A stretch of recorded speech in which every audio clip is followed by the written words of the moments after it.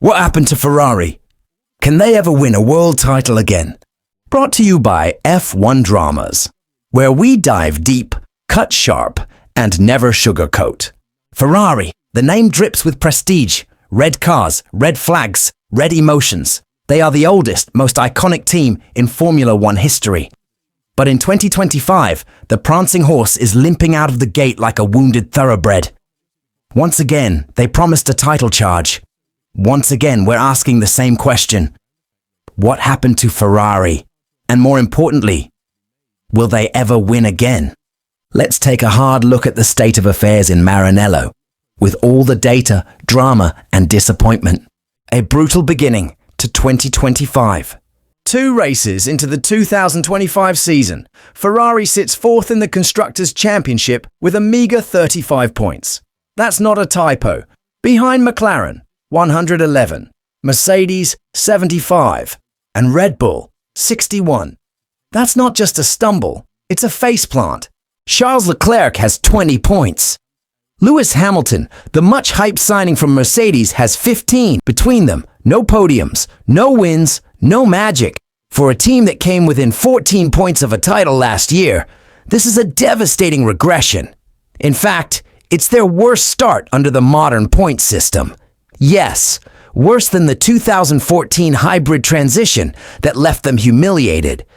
How does a team go from nearly winning it all to scrambling in the midfield? In typical Ferrari fashion, death by 1,000 paper cuts. Practice lions, qualifying lambs. Let's rewind to Australia. Ferrari topped Friday practice. That's right, the car looked fast, but then came qualifying. P7 and P8. It was like watching a magician drop all their cards mid-trick. Why the collapse? Poor setup. The SF25's changes, especially the switch to a pull rod front suspension, were supposed to bring better aerodynamic flexibility. Instead, Ferrari can't seem to unlock the right window.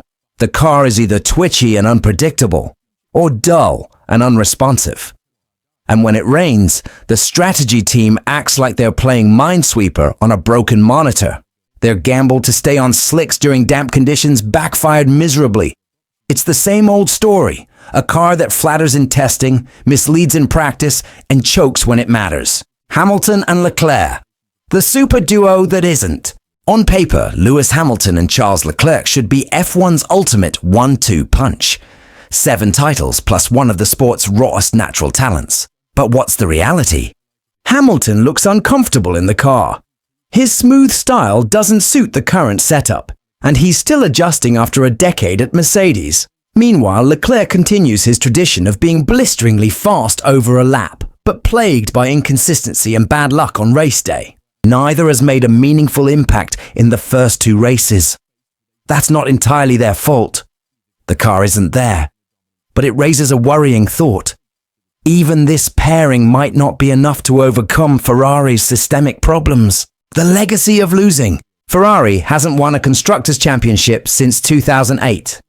Their last Drivers' Champion, Kimi Räikkönen, way back in 2007. That's 17 years without the ultimate prize. Let that sink in. Since then, they've hired and fired dozens of engineers, burned through star drivers, Alonso Vettel, launched endless car overhauls, and still can't crack the code. In 2022, they began strong, but strategy failures destroyed their momentum. In 2024, they made gains and almost stole it. But in 2025, they're back to being Ferrari, the most resource-rich, self-sabotaging team on the grid. McLaren has passed them. Mercedes is rebounding. Red Bull still has Verstappen, and Ferrari. They're locked in a cycle of overpromising and under-delivering. The stats that hurt. Let's break it down. In 2023, Leclerc scored 180 points, Hamilton 234.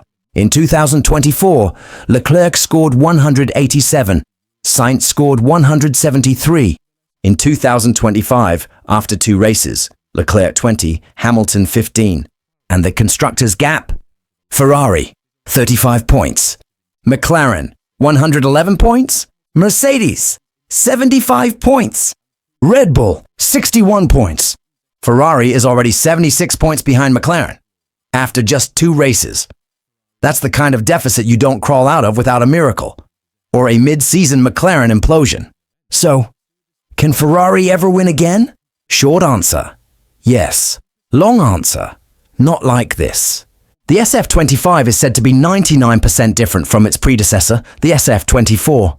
But clearly, different doesn't mean better. Team boss Fred Vasseur has hinted they might shift focus to the 2026 car early if results don't improve. A quiet admission that 2025 might already be a lost cause. That said, Ferrari still has the cash, the infrastructure, and the drivers to be a force. If they nail the 2026 regulation changes, they could come out swinging like Brawn GP in 2009. But if they keep chasing their tail with incomplete packages and sloppy strategy, it won't matter how good the car is. There's also the mental game. Ferrari doesn't just lose races, they spiral. Every setback becomes a crisis. Every mistake gets magnified. That culture must change. If McLaren can go from joke to juggernaut in 3 years, Ferrari can too. But they need discipline, direction, and above all, consistency. Final thoughts. Ferrari fans have been patient. Too patient. Each season starts with hope, and each season ends with excuses. 2025 was supposed to be different. A new car, a 7-time champion, momentum from 2024. Instead, it's déjà vu. Again. Can Ferrari win another title? Absolutely, but only when they stop being Ferrari as we know them. Only when they become ruthless, precise, and unafraid to break old habits. Until then, they're not chasing glory. They're running in circles. This is F1 Dramas. Subscribe for more brutally honest takes, deep dives, and unapologetic analysis. And tell us in the comments, is Ferrari cursed, incompetent, or just out of time?